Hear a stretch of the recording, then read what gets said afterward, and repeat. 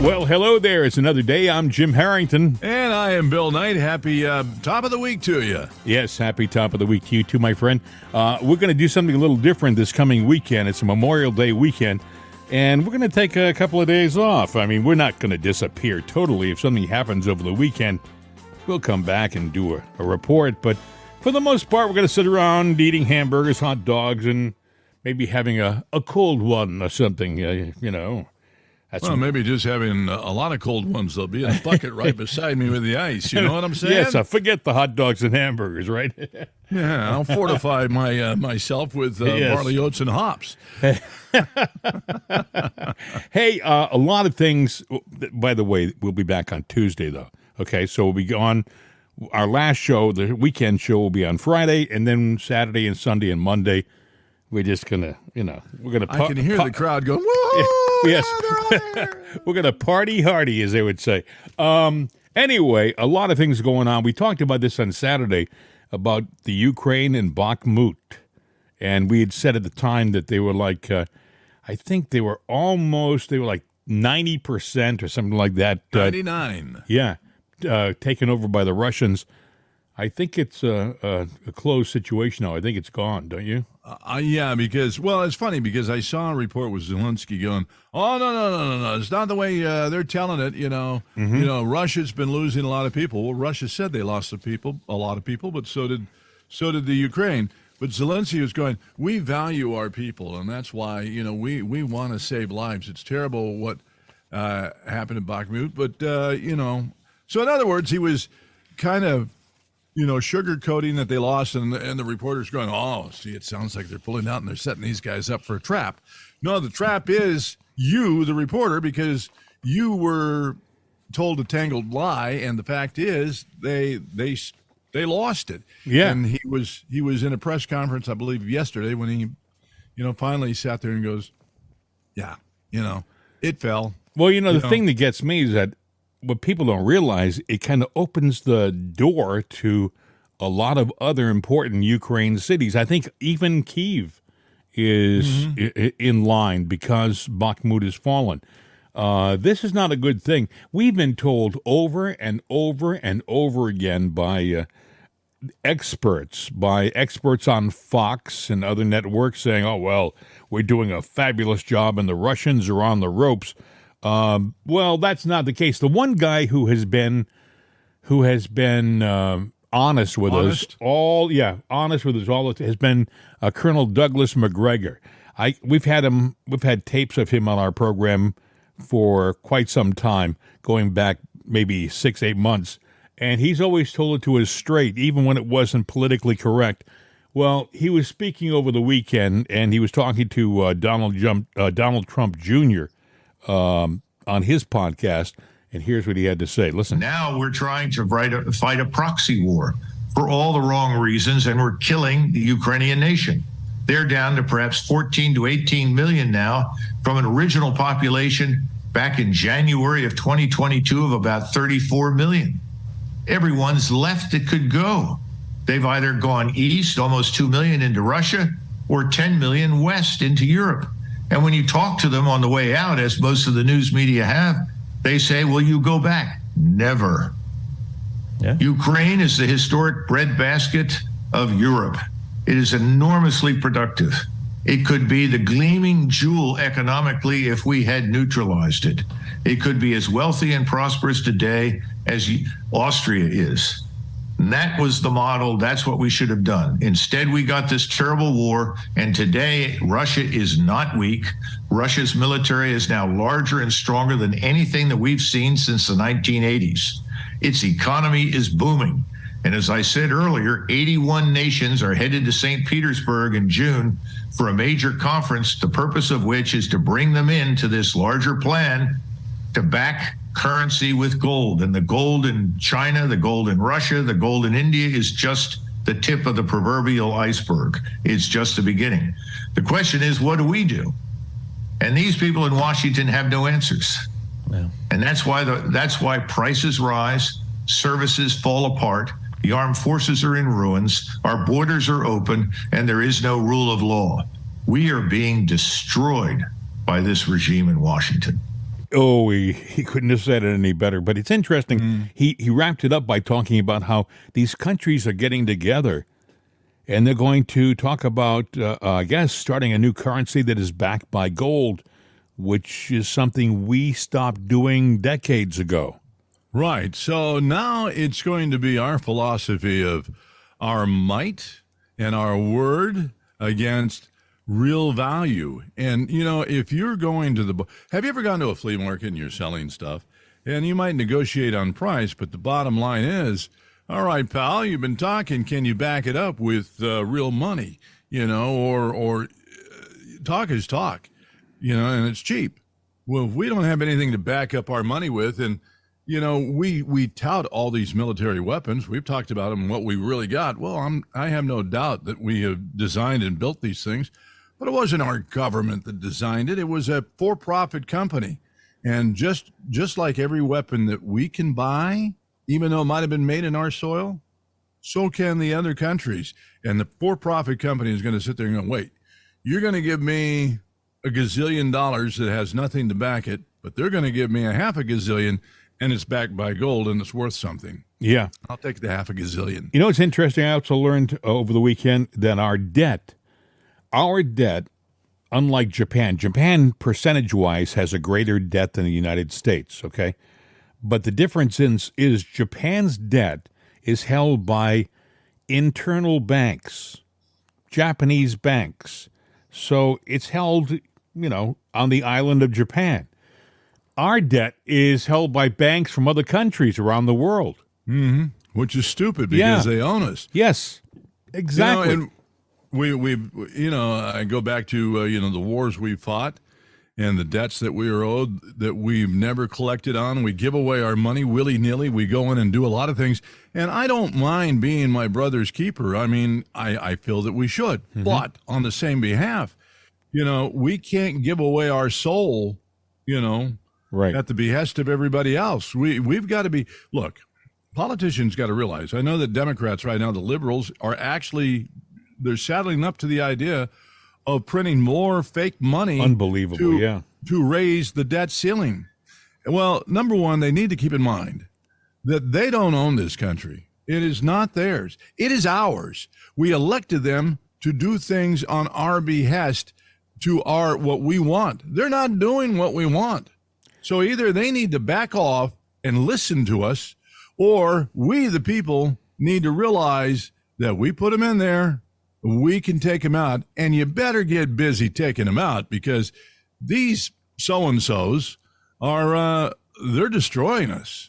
And well, pretty soon you're going to be giving up your house, your farm, your everything. I don't know whether you heard this or not, but they're negotiating, as you know, the budget. And they're having a real problem. But for a while, they started to move towards some kind of an agreement. And then Bernie Sanders did a press conference. And he, I guess in his press conference, talked about the possibility that the president could evoke, the 14th Amendment, a very small clause in the 14th Amendment, which would give him the right to overrule Congress on the budget and actually initiate a budget based upon executive power. Okay, well, that's driving people nuts. I mean, the idea that the president of the United States could unilaterally approve a budget without Congress is unheard of. It's never been done before in this country. It's the thing that dictators do. It's the things that the kings do around the world. They unilaterally approve budgets and things like that. Let me tell you, we're in a dire strait right now. Our budget, we could be in default within 10 days. Within 10 days, we could be in default. And what does that mean to us? It means it'll affect our savings, our personal savings, the value of the dollar, the strength of the dollar. If we default, we are going to be hurt personally. But Biden doesn't seem to care. He almost is playing a game of chicken with our country. He wants to show who's powerful. There probably is a tier of how things pay out with what we got. Because I know that somebody I talked to over the weekend, they're going, well, I hope we come to an agreement on this budget because I want my Social Security check. Because seniors are led to believe that, the Republicans are going to yank it. Well, no, the Republicans aren't going to yank it. Now, with that said, I guess the question remains, well, if we don't have an agreement on the budget and we go in default, will benefits like that not be paid? Well, actually, I've read where that would be an exception to the rule, Right. Social Security. But I have to tell you, if we default on our budget, it will be the first time that it happens, and we're in uncharted waters here. It's uncharted. Yeah. We don't know what's going on. So Look, we may have no Social Security checks, and if we get them, they may have no value. Right. Well, yeah. Well, look, a lot of people sit there and get their Social Security checks automatically deposited. So it'll be digital numbers online that are worth nothing. But everybody's going to be that way because the seniors are worried about their Social Security. Hey, don't worry about that because the guy down the street that works for Xerox and makes $168,000 a year, his check's going to be worth nothing too because it all comes from the same currency, the same banks. And if we don't have, if the money is worthless, let me ask you, it doesn't Bill, matter what you make. Nobody can pay anything. Doesn't it appear to you that Biden's doing everything he can to hurt our country? Because he's done nothing in his entire presidency that has benefited us. Everything he's done seems to benefit China or people that we don't really have a relationship with, but not you and I. Well, here's the conspiracy take out of this. Are you ready for this? All right, so let's say we default on our debt and our money is worthless. And now all of a sudden we're thrown into a situation, hey, you worked hard, you got paid, it's worth nothing. So you can't pay your bills, but that's okay. The landlord's in the same thing. How's he going to get you out of there? Because the cops aren't getting paid either. So we get to a stage of anarchy. Nobody has anything, but before it all falls down, somebody burbles up from the ground, a deep, dark force who goes, I can save you, but this is the way it's going to be. And we sell our soul and we give up all of our rights to sit there and for them to make us whole. You mean like China? It could be because China. China has a massive amount of our debt. Could be China or maybe the dark state, the deep state. Mm-hmm. They might emerge and Soros will come forward and saying, I think I can get this all solved right now, but you're going to have to change and accept the fact of this and this and this and this, and you will listen to me. These are not good times, and this guy is not doing us a favor in the White House right now. Trust me. And I'm not saying that's going to happen. I'm just saying, when you throw everything to the wind, everybody can pontificate. We don't know what will happen. When you talk about going into uncharted territory, nobody has an answer. Nobody knows what's going to happen. But we won't be the same when we come out. K.T. McFarland, former advisor to the president, and not this president, was talking with Maria on Friday, and she was talking about what she thinks is going to happen in the 2024 election. And I thought it was quite interesting, and I think that you would like to hear it. So why don't we just sit down and do it together? Yeah. We now have black and white evidence that the FBI interfered in the 2016 election. And then when they failed to get their candidate elected, Hillary Clinton, then they just set out to destroy the Trump administration. So then go up to 2020. It was the CIA this time that got involved in the 2020 election with those 51 former intel agents who talked about the Hunter Biden laptop as total Russian disinformation. So they've gotten away with it for 2 elections. They're for sure going to get away with it, try to get away with it in 24, right? Because there's no consequence. The difference is in 2024, the evidence is there. We now have the Durham investigation. We have all the congressional investigations. There is now hard evidence that there was election interference by the U.S. intelligence agencies and the Department of Justice. They've got to be terrified. Those individuals have to be terrified that a Republican president comes in the 2024 election with a Republican attorney general, investigates them and charges them all with the crimes they've committed over the last 8 years. Well, we'll see about that. You're right. There are questions around these elections because of this interference. Do you think there will be election interference then in 24?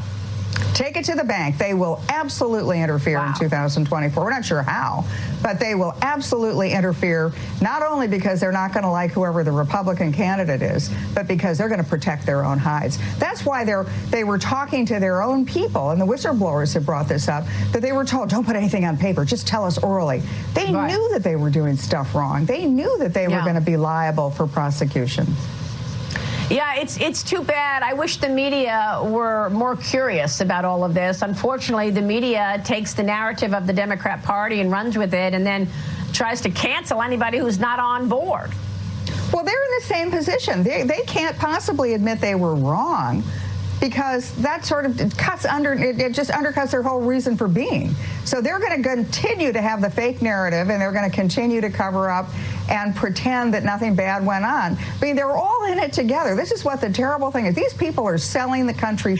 They're just selling us out, not only to foreign leaders, but they're interfering in our elections. They're tearing up the Constitution. Why? Because they want to protect their jobs. They want to protect their ratings. It just is. I never thought I would be this upset about how anybody in the government was performing, but this is just a gut punch to the American people. It really is, and it's because you're a patriot. You don't want to see this kind of injustice. I agree with you. KT, it's good to see you. Thank you. I'll tell you, that's why Maria Bartiromo, they say, is on thin ice over at Fox. You know, they fired Tucker, and they said, well, who's next in line? Who's another big liberty and freedom advocate over there? And they looked over, and it's Maria Bartiromo. She just says what she truly believes, and she did it there. And so yeah, she keeps talking like that and doing stuff like that, and she'll be having lunch with Tucker soon. Mm-hmm. But it's interesting. KT McFarland, the former Deputy National Security Advisor, says the FBI, the CIA, Department of Justice, they definitely will rig 2024. Well, let me ask you this. Mm-hmm. Could they sit there if they realize that, we got caught, or the evidence is there, could they say, okay, we can't really run a candidate and fix our side, so let's infiltrate the other side. So let's infiltrate the other side and sit there and go ahead and win the election and make it appear the Republicans got it, but he's going to be a puppet for them. Well, so, I don't know. I'm looking at both sides of the coin. The simple fact is, we're in a mess. We have a situation where people now in government, or former important people in government, are saying, hey, it's going to happen again. They're going to cheat. They're going to cheat. And, Donald Trump has been saying it. But I don't know how Donald Trump can be so positive about 2024. He goes on his rallies. He says, we have to overwhelm them with votes. I don't think there is a number that you can reach where you get ahead of their cheat. Do you know what I'm saying? No, because they'll stop and they'll add more numbers than there is population just to win. Exactly. And they tell you no. Accept the win. Yeah. You're promoting a lie. But, for Donald to run, do you think he shouldn't run? I think he should run. Yeah. Do you think that he can't do a good job? I think he can fix it. But so he's got to be positive. He's got to be optimistic, but he's got to get you motivated. So when he's talking about overwhelming, no, he's not talking about an insurrection or anything like that. But you've got to be able to sit there and go and know that everybody is with you. And when they tell you that you didn't vote, you'll be sitting there going, that's a lie. And then it's up to you to decide what to do. If they do it again, it's up to you to figure out what you're going to do next. The WHO is already talking about something called, is it called Mpox? I guess it's a shortened version of monkeypox. But they're saying that we may have another pandemic starting as early as sometime this summer. They're priming us, I think, for a shutdown. Before the next election, so mail-in ballots will be used again, and they'll be able to cheat easier. Somebody needs to pass a resolution right now that, you know what? But see, you don't want to suspend an election, but mail-in ballots won't be accepted, because it's a way to steal. You can steal with anything, but it's a way to steal, and it's an absolute way to steal. And since they control the media, media's blind. And we can say this honestly because we come from the media. We know it's blind. I don't know how. Do you think our country would do another lockdown again? Do you think we could be pushed into it again? Do you think people would fall lockstep like gnomes into a mindless lockdown again? Well, let me put it this way. If you put that question to a vote, I think unanimously the Republicans would say no. Unanimously, the left would say yes, and that's all you need, because then how do you know who voted Democrat and who voted conservative? Follow what I'm saying? Is that, the liberal left, they're still on the teat of the left. Yeah, they're going to sit there and go along with them. The people, that lean middle of the ground, middle of the road or right, they're going to go, no, you're not going to pull this on me again. But how big is the crowd? I say it's enormous, because I don't run into a lot of lefties, but they sure talk loud. Boy, we are in a sorry situation. It's amazing. Every day is a crisis in the Biden administration, and it's something new. It's something new and different. They try to keep you distracted. I mean, we're not even talking about the crisis on the border. I mean, by talking about the budget and things like that, you stop talking about the madness at our southern border. But it hasn't stopped. It's still growing. It's still happening every single day. Thousands, tens of thousands of people are crossing into our country thanks to this administration, thanks to Joe Biden and his gang, who just continue to look the other way. Actually, they continue to welcome them in, to be honest with you. So that's happening. And then, of course, like we talked about earlier, the war on the Ukraine, it's not going well. Not going well. Do you know that they've lost some of the money we've given them? They're just realizing, they've just realized, some of them, I think $3 billion is totally unaccounted for. They don't know where it went. Well, I mean, I think some of it went into the $400 million that supposedly Zelensky put aside for himself. So, but that's still $3 billion is a lot of 400 millions there. So Sure who else is. got the money? Or do they care if they win this war or not? They got money from us so that when it's all over, they can sit there and rebuild a regime of their liking and design, which has nothing to do with us. No one has asked this question. What happens if Russia wins? What happens? What changes if Russia wins? Let's say hypothetically, Russia takes the Ukraine. If they take the Ukraine, how will that affect the rest of the world? Might it have no effect at all? I mean, they are considered the breadbasket of that area. It's a very, very strong agricultural country. Let's say Russia wins. Will they continue to market their wheat around the world? I'll bet you the answer is yes. Yeah. I don't think. What happens if Russia wins and the Ukraine falls? And what happens if our debt situation is so bad that we slip into anarchy too? Well, I think we'll look. We're on a slippery slope right now. We are on a slippery slope right now. People don't want to talk about it, but it's for real.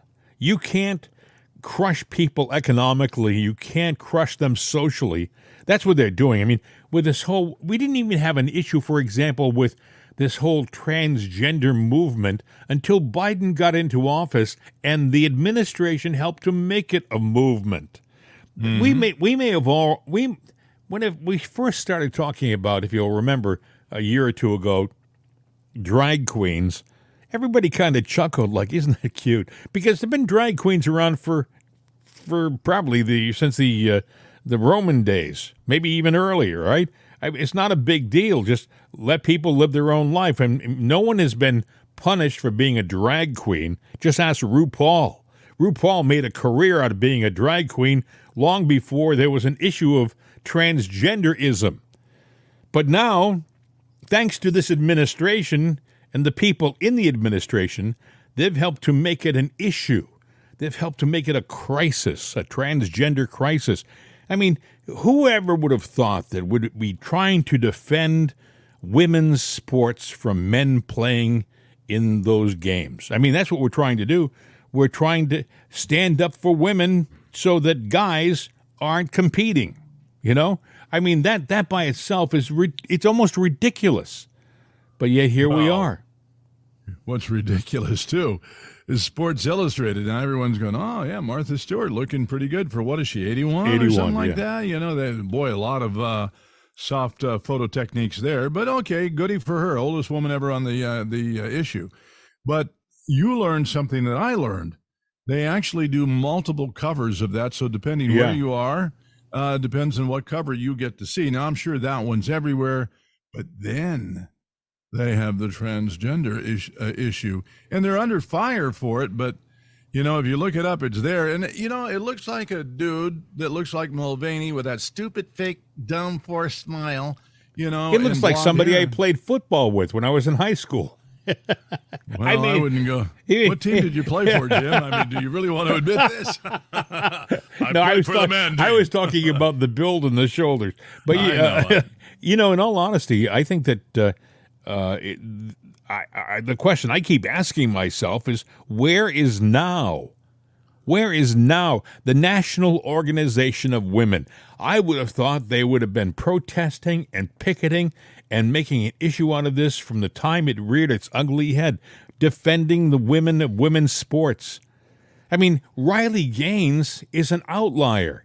They make it sound like she's doing the exceptional. She's doing the normal thing. She's a woman who played very well in women's sports, and she's trying to defend the sport she trained in from guys competing against her.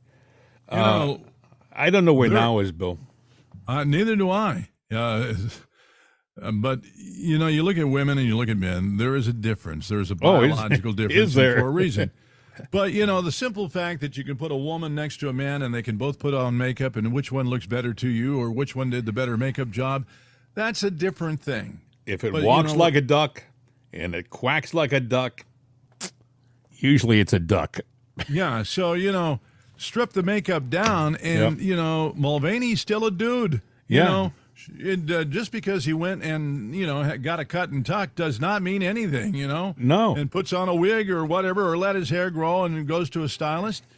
It's still, it's a paint job. It's a paint job. That's all it is. 500 years from now, if archaeologists find his remains and they do a DNA test on Dylan Mulvaney, they will determine that it was a male.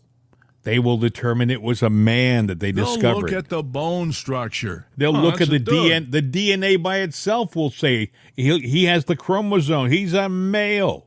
Period. End of sentence. But in this screwed up world we're living in right now, they're trying to deny that. Oh no. He's you can be what you want to be. Don't this thing about picking your pronouns. Come on, folks, please. You know, I'm a guy. I'm a he, you know, or him. When this bit about I'm a Zed or is, come on, enough. And don't embolden these people who want to change the rules all of a sudden. If the rules have been he, she, you know, it for the last, I don't know, several centuries, let's leave it alone. Mm-hmm. All of a sudden in this world, in this time, we have to change everything? Oh, no, come on. Well, you know, they're doing it through the educational institutions. Oh, isn't that true? You know, they're indoctrinating our children.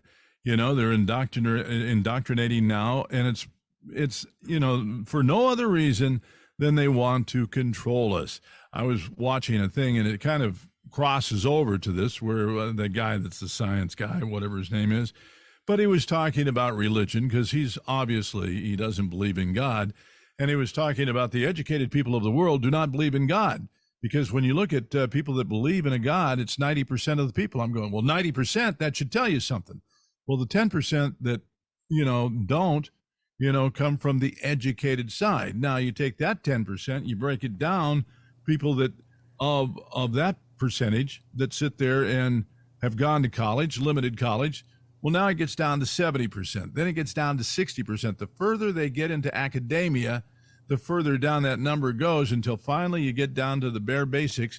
And still, out of the most educated of the most educated of the most educated, 7% of those still say, no, I worship a God. Well, I know that do you there's a remember, God. would you say that Albert Einstein was a pretty smart guy? Oh, I'd say, yeah, brilliant. Yeah, he was asked whether he believed in God, and he answered yes. He answered he believed in God. It surprised everybody because he didn't talk much about God, but I mean, and I think it's because the guys who are real thinkers realize that everything that they see that's happening in their universe, it's not happenstance. It's bigger than man. It didn't just fall into place. You know, I love people who say, I believe in the Big Bang Theory.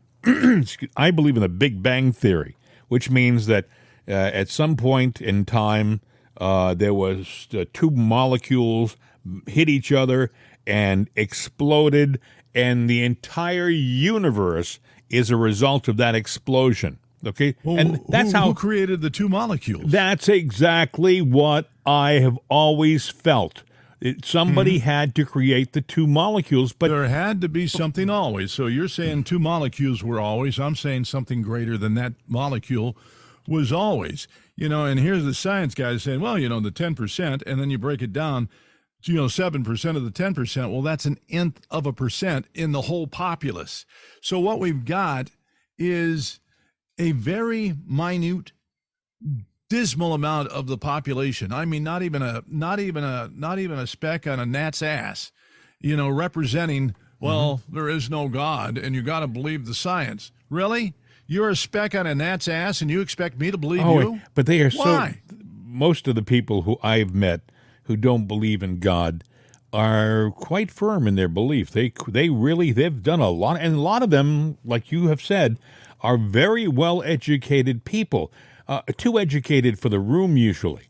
But are they really educated, or because knowledge is not 100%. We are finding today things that we believed and have been absolute by these clowns are not so absolute. They look at the world through blinders. They don't see. They pretend to be very open to everything, but in reality, they're quite limited. And one other thing that's really interesting usually is these people, when they get close to leaving the world, when things get really tough, and they cry out to God. Yeah. I've seen people die. Help me, God. I've gone to visit people that were, I don't believe in God. They weren't exactly what you'd call atheist, but at the end, they wanted to be prayed for, or they prayed themselves. And I'm like going, well, maybe they're hedging their bet. I didn't know what to think, but I was going, no. All of a sudden, when you start to depart your body, yes, you all of a sudden the world is a different place. Yes, and you are transcending into a different place. Whether it's whatever you want to say it is, and they're going, wait a minute, maybe I got this all wrong. Yes. I better make amends now, and. Which means you can. And I'm of the belief, by the way, Bill, that if you are an atheist or an agnostic all of your life, but at the very end you decide to pray to God and ask for His forgiveness, I believe that the guy upstairs, being the supreme being that he is, has the ability to forgive you. And He will. Exactly. If you believe the teachings. But my point of bringing all this up was not to get on a religious path. It's okay. Here. It was just to sit there and say this minuscule population, that's trying to dictate religion and what's really in our hearts, and we shouldn't believe that there's a God, are also trying to convince us now that, well, wait a minute, you weren't necessarily meant to be born a man or a woman. You can be all you can be, anything you want to be. And that tells me it is a small, minuscule amount of the population that wants to control you. But that minuscule amount of people, I believe, let's call them what I think they're called, the deep state. I think you'll find that they do believe in something, but what they believe in is evil. They believe, right. For example, they will believe that the herd should be culled, meaning we should have a smaller worldwide population, which means that it's okay if several billion people die to benefit their plan. That's okay. This is what they believe in, okay? That's evil. That's evil. Well, these are the same people who, by the way, promote genocides and abortion. They embrace partial birth abortion, things like that. And if any person is paying attention to what the process of life, the process of birthing, you realize there's a little person inside that woman almost from the inception. From the inception. And but they don't want you to think about that. That's why they don't want to have ultrasounds. They don't want to have ultrasounds, free ultrasounds to young women, because they don't want the young women to see what they're really carrying in their bodies, even early on. Well, let's answer the question real quickly. What is life? Is a singular cell, life? Right. It is. Is it? Yeah. Okay, so when one singular cell gets together with another singular cell, and they unite, and they unite to grow, is that life? You know, our whole life, our whole existence is a process of cells dying and multiplying. Okay? Right. Dying and multiplying. And from the moment the first two cells that create you and me start to unite and multiply, they continue the process unbroken until the time we die, until the time we cease to exist. It could be 80, 90 years down the road, but it doesn't break or pause. It continues. So how can you say, if you like, want to believe in the hereafter, which I do, then maybe these cells, morph into something else and continue on a different plane. And well, you evolve into your next stage of life, but that's a whole different conversation that we're not equipped to handle here. We could go on, but we'll save that for our weekend show. Hey, Robert Kennedy was talking about the Durham report over the weekend, and he's gaining traction on the Democratic side. If I were Biden and his team, I'd be a little concerned with his rising poll numbers. This is Robert F. Kennedy on the Durham report. The Democrats don't like, and the mainstream media is not really talking about the Durham report. But for me, because I've been concerned for so many years about, about the CIA's illegal propagandizing American people, which it's not legally allowed to do.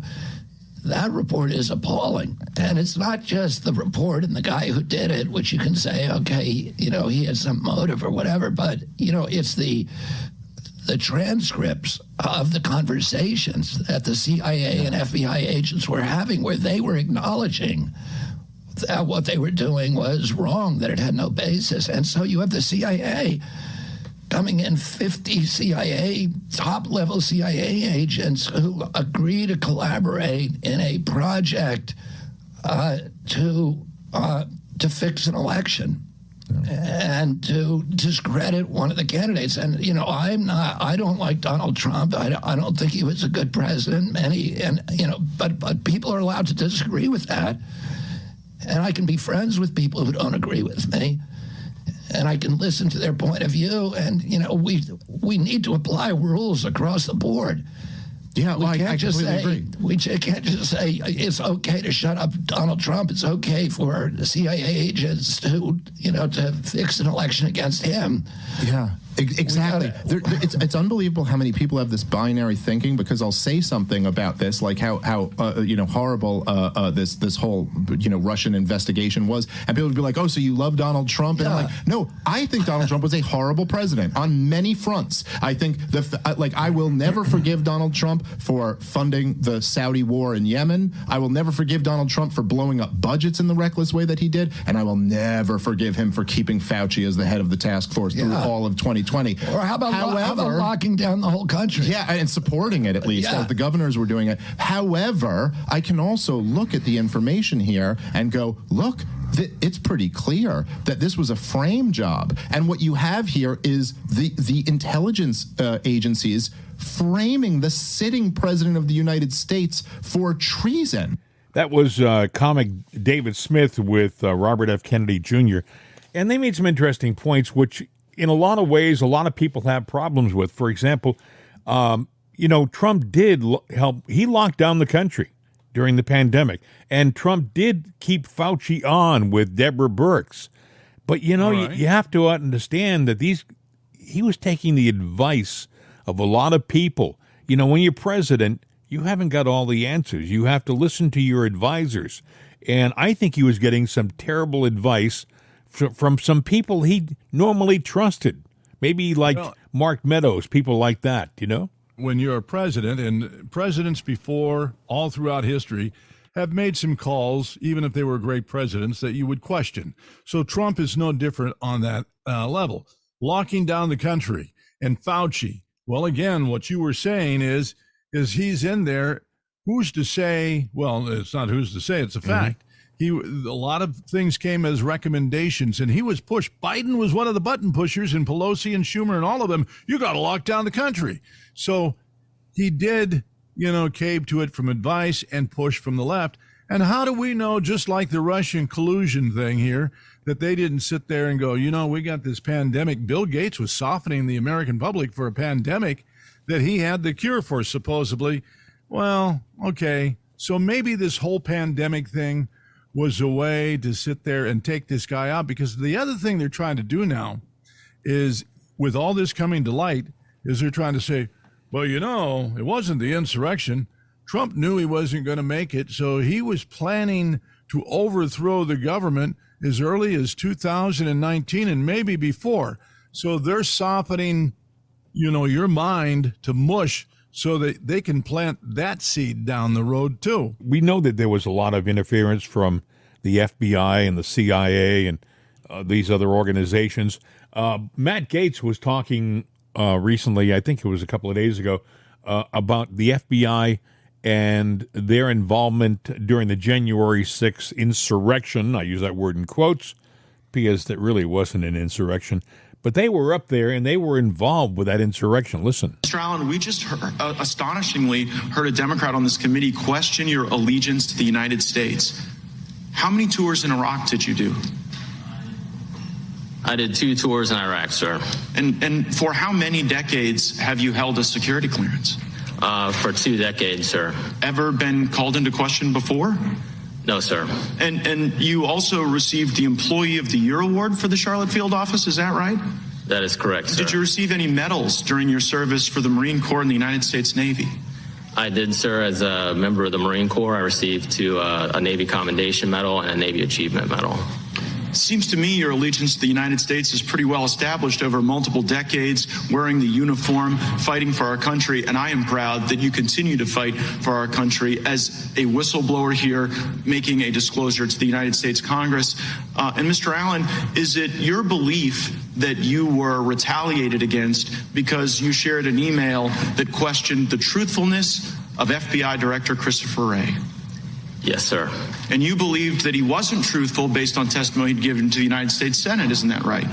Yes, sir. And in that testimony to the Senate, you believe that Christopher Wray indicated that there were no confidential informants and no FBI assets that were present at the Capitol on January 6th that were part of the violent riot. Isn't that right? Yes, sir.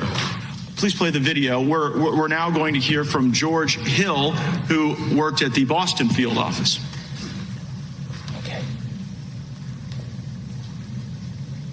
The SSA in Boston said they were going to a political rally, which is First Amendment protected activity. No, we're not uploading. We're not starting cases on these people. To which they said, well, we're going to call your SAC. And the SSA said, go right ahead. Because when you're pushing back, you want to make sure that you have your six covered. So the SAC and the ASAC were intimately aware of these kinds of exchanges that were going on. And again, to his credit, Joe Bonavolonta said, no, we're not opening up cases on people who went to a rally. And I forgot a key part. The SSA for CT2 said, happy to do it. Show us where they were inside the Capitol, and we'll look into it. To which WFO said, we can't show you those videos unless you can tell us the exact time and place those individuals were inside the Capitol. To which the SSA responded back, and I was privy to these conversations firsthand. Why can't you show us? Why can't you just send us give us access to the 11,000 hours of video that's available? because there may be UC's undercover officers or CHS's confidential human sources on those videos whose identity we need to protect. So, Mr. Allen, you got retaliated against for saying the very thing that the Washington field office was telling Boston, when the Boston field office was saying, we're not going to go and investigate people that just showed up at a rally without sufficient criminal predicate. The Washington field office told Boston, well, you know what? We can't give you the evidence because it might disclose the very CIs and UCs that you are concerned about. But that doesn't surprise you, Mr. O'Boyle, does it? No, sir. And the reason it doesn't surprise you is that in a different part of the country, you saw that same pressure from the Washington field office. And did they ever try to get you to do something that was outside the normal order of law enforcement activity? Yes, sir. And what did the Washington field office try to get you to do that violated the law and regulations? They tried to get me to serve a federal grand jury subpoena when there was no proper predicate to do so. And the reason there was no predicate was because it was based on an anonymous tip, right? That's correct. And time and again, the Washington field office was trying to pressure you without corroboration to go start process on people. Isn't that right? Yes, sir.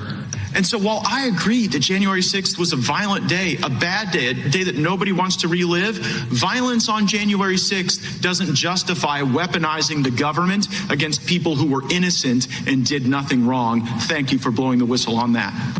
And we still don't know really what the FBI was doing on January 6th embedded in that crowd. I mean, they were dressed as civilians, wearing Trump hats. To this day, Ray Epps, I don't know what Ray Epps was doing. I did hear him trying to incite people to go into the Capitol. I heard that myself on videotape. I heard him say it. Now, just because he went on 60 Minutes and he said that wasn't the case, I don't work for the FBI. And in 60 Minutes, they just went along like, oh, great, you were picked on. It's obviously not the case. You were a victim of all of this. No, I don't think that is the determining factor. I think we need to get some answers under oath to find out who this guy was and what he did. I don't think it should be just 60 Minutes that's determining whether a guy is being straight with us or not, I agree. And you know what? Ray Epps is not the only FBI agent. There are others that have tried to come forward, and all of a sudden they lose their positions, everything. They can't pay their mortgage, and they strangle them. They put a money stranglehold on them, and they take them out of a position of anything. Well, that's what happened with Garrett O'Boyle, who was one of the exactly. He was a guy who was going to speak to the Congress about what really happened, and they transferred the guy to another office. They said, okay, we're going to move you to another office, sell your house. He sold his house. They came by, they packed up the moving trucks with all of his stuff. He went out to wherever the new location was, the new office. He got there before the trucks. As soon as he got there, they suspended the guy, and they pulled his security clearance, and they literally froze his move. He couldn't get his stuff out of the trucks. So he had no money coming in, and he had no place to stay, and he and his family were stuck. And that's what they that's did. a legal attorney thing to do, and if you're an attorney, you're smirking right now because you know that when you are in a trial situation, and this is kind of a trial situation too, a lawyer quickly goes, or a DA goes, okay, cut off their source of money so that they cannot defend themselves, because then they're more likely to succumb to what you want. So that's what they do with an employee that might be a whistleblower and tell on you, cut off his funds. Just take him out of position and don't give him any money so he can't do anything. He's going to be more worried about feeding his family than he is about telling on us. Kevin McCarthy was talking about the FBI, too. Here's what he had to say. Yesterday, we found out from a whistleblower in their testimony that was covered by Jim Jordan in Judiciary that Catholics and pro-life groups and even parents at school board meetings were being targeted by the FBI with investigations. They were essentially treated as domestic terrorists. And I bet that list is much longer. What do you think the Congress will do or can do to get the FBI and the DOJ back under control to actually enforce the law and not target political opponents? Sean, this is such an important issue. And it's not something, what will the Congress do in the future? When I became Speaker, we created a new select committee on the weaponization of government. You have never seen something like this except back in the 70s at one time. And we were fearful of what we were hearing from out there, from the whistleblowers, from the parents just going to school board meetings. And we created this committee to do exactly what we're now finding out about. How do we correct this problem? I happened to be on a phone call today with the director of the FBI on this issue and a number of issues, a subpoena we have before him and others, because this has have to stop. Even today, we have now learned the Washington Post, of all papers, just printed the use that the FBI used on January 6th. More than 300,000 they were looking at data points using FISA against Americans in there. And they even talk about a lawmaker, somebody who wasn't elected in the process.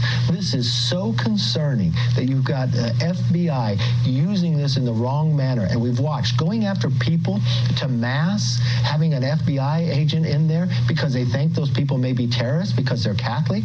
You know, I was just with the Pope a couple weeks ago. I bet he would find that a little disturbing as well, that his church had that concern. Or a parent going to a school board meeting. And you know what was real concerning? We had an FBI agent who came forward as a whistleblower, and you know why he was so concerned? Because he was one of those parents who went to a school board meeting concerned about what they're being taught in his children's school. They're violating people's constitutional rights as guaranteed to them in the Bill of Rights, in the first 10 amendments to the Constitution, and they don't care? Was there any contrition at all from Christopher Wray? You know, we had a long conversation about it, but I was very clear to him what this Congress will do and what we're looking at, and that we have say and jurisdiction over the FBI, and they need to comply with the requests that we have for the information and the data, and that's the exact reason why we have already set up the Weaponization Committee and the individuals who are running it, and Jim Jordan is the chair of it, and I promise you this, not only will we get to the bottom of it, we will correct this so this never happens again. That was Friday, Degan and Duffy's program on Fox Business. That was Kevin McCarthy. And then on Sunday, he stated again that the FBI was poised to hand over a potentially damning document involving President Biden. He was very proud to say that, and he sounded like they'd come to some kind of agreement. As soon as the show ended, almost immediately afterwards, the Bureau's acting assistant director of congressional affairs penned a letter to Comer, a Republican from Kentucky, informing him the agency would not immediately provide the form in question. They doubled down after McCarthy twice on two shows, on Degan and Duffy on Fox Business on Friday, and then again on Maria Bartiromo's show on Sunday after he came out and said, we're in an agreement right now, and it looks like we're going to get that document. They came out afterwards and said, you ain't seeing nothing. They doubled down. I mean, and it's an affront because Congress has a right to get it. Congress has a right to demand it. What they're trying to do is weaken McCarthy, and diminish his power and control. And they want to show him that they're the boss and he's not. Yeah. And that's not quite the case, but that is. And don't think that Biden and even as far up as Obama, they don't have say in that. Yeah, do this to tell them no. We got this. The Durham report comes out, and they say the FBI is corrupt. And the FBI's statement that they issued was, well, we may have been corrupt, but we fixed it 2 years ago. That's what they said in a response. They fixed it 2 years ago. And it was like, and we're supposed to just say, yeah, that's okay. Well, it's starting to sink in, even in mainstream media. Chuck Todd, a leftist, if there ever was one, he said this on Meet the Press on Sunday. Look, trust in the FBI is eroding left and right.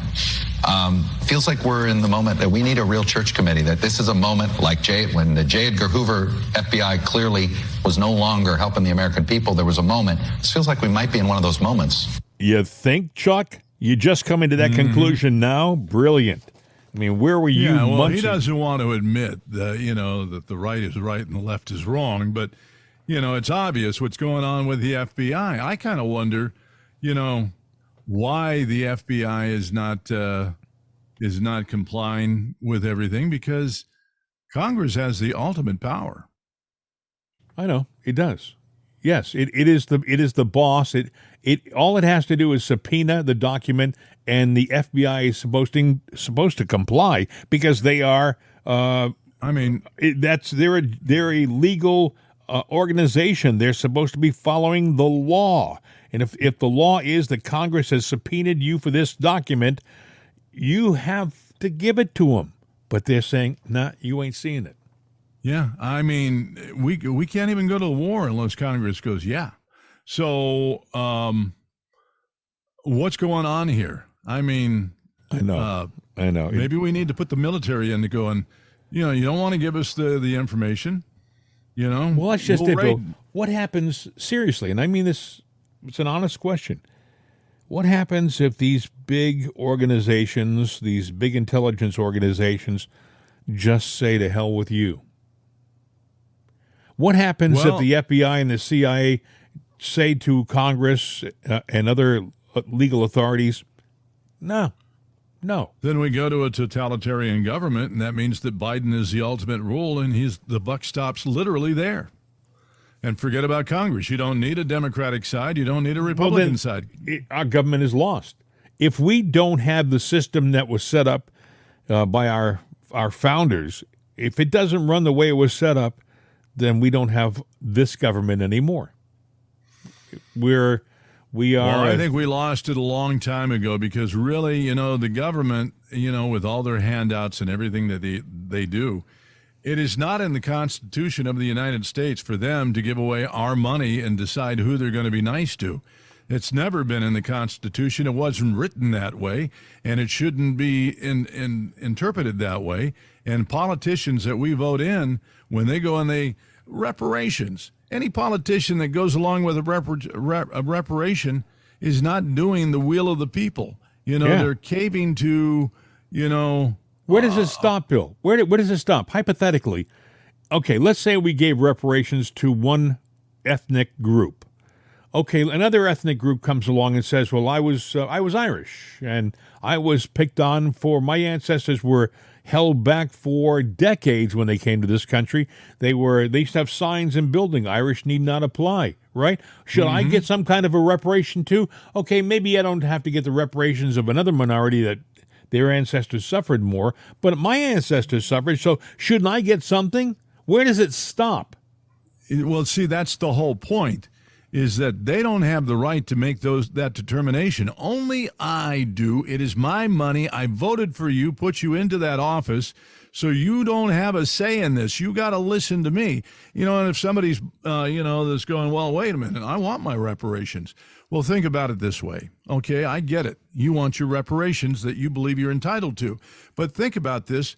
That money that's coming to you is some of your money, some of my money, but then that means that your money that it's coming from, let's say that I come forward and say, well, the German Society of America, we've been called Nazis too much. We deserve reparations. And I win that argument, let's just say. Well, all of a sudden, your money is going to me. Is that fair? Well, no, because you didn't vote for that. Here's what I would agree to. If you were a slave, and if someone in this generation kept you that way, if you were a slave and the slaveholder was still alive, that person owes you reparation. But why should it be ancestors? When my ancestors came over, slavery really wasn't an issue anymore in this country. Why should my ancestors have to pay for an issue that they weren't involved with? I mean this seriously. My ancestors came over in 1900, right? Why should my ancestors have to pay for reparations when I had nobody in this country when the problem existed? I mean, this is the kind of minutia you can get into, down the road. This is the kind of I could go on and on. I wanted to play something, Bill, before we end the program. All right. This has kind of gone viral, and I'm not sure exactly who the guy is that's narrating it. It's about 2 minutes long. It's from New Zealand, and he's talking about New Zealand, and he's talking about America. You got to listen to this. This is a dire warning. Listen. Wake up, New Zealand, before it's too late. Remember Khrushchev's prediction? This is a sobering reminder. It's almost 62 years since Russia's Khrushchev delivered this. Many of you may not remember his quote or even were alive when Mr. Khrushchev of the Soviet Union made his remarks. On September 29, 1959, here was his entire quote. Your children's children will live under communism. You Americans are so gullible. No, you won't accept communism outright, but we'll keep feeding you small doses of socialism until you finally wake up and find you already have communism. We will not have to fight you. We will so weaken your economy until you will fall like overripe fruit into our hands. The democracy will cease to exist when you take away from those who are willing to work and give to those who would not. Ian goes on. Remember, socialism leads to communism. So, how do you create a socialist state? There are 9 levels of control. Read the following recipe. 1, healthcare. Control healthcare and you control the people. 2, poverty. Increasing the poverty level as high as possible. Poor people are easier to control and will not fight back if you're providing everything for them. 3, debt. Increase the debt to an unsustainable level. That way you're able to increase taxes and this will produce more poverty. 4, gun control. Remove the ability to defend themselves from the government. That way you're able to create a police state. Number 5 is welfare. Take control of every aspect, food, housing, income, of their lives, because that will make them fully dependent on the government. Education. Take control of what people read and listen to, and take control of what children learn in school. Religion. Remove the belief in God from the government and schools, because the people need to believe in only the government knowing what's best for the people. Class warfare. Divide the people into wealthy and the poor. Eliminate the middle class. This will cause more discontent and will be easier to tax the wealthy with the support of the poor. And number 9, control the media. Not much left for our comrade Jacinda to do. As I read through each point, I realized while I was reading just how far we have followed that road. It really is quite devastating. I leave it with you. That was from New Zealand. It was done, I think, in 2022. And it's kind of making the rounds right now because it's so appropriate. I went to one of those fact-check sites. Oh, well, that quote is wrong about Khrushchev. No. They said, well, it really wasn't the first time he was in the United Nations speaking. He might have referred to it in the second speech he gave in the United Nations. It's like, oh, come on, don't play games on the left. I mean, listen to what the guy said. If you look at it or listen to it, I know all of that stuff. I've read it all before. It's all in the Communist Manifesto. So, for the left to sit there, what they're doing is they're playing this word game going, it's not where you referenced it. So it's fake news. No, a fact is a fact. And I wake up in the morning, I go outside and I got a flat tire. Well, I got a nail in my tire. Well, you don't see the nail, do you? So that's fake news. No, it's a fact, I think we should play it again tomorrow and talk about it some more, because I probably should have given it more time, because it kind of hits all of the different points that are happening to us right now. It's happening around our world. So we can talk about this again tomorrow, because we've run flat out of time again, my friend. I hope you have a wonderful day. By the way, you can reach us, 833-538-7868, 833-538-7868.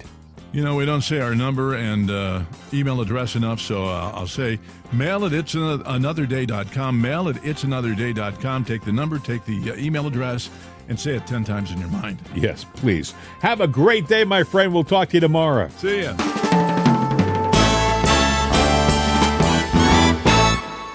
The voice of freedom, CRN America.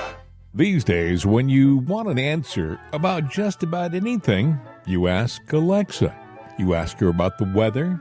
You ask her who won your favorite sporting event. You ask her to find a fact that you can't find anywhere.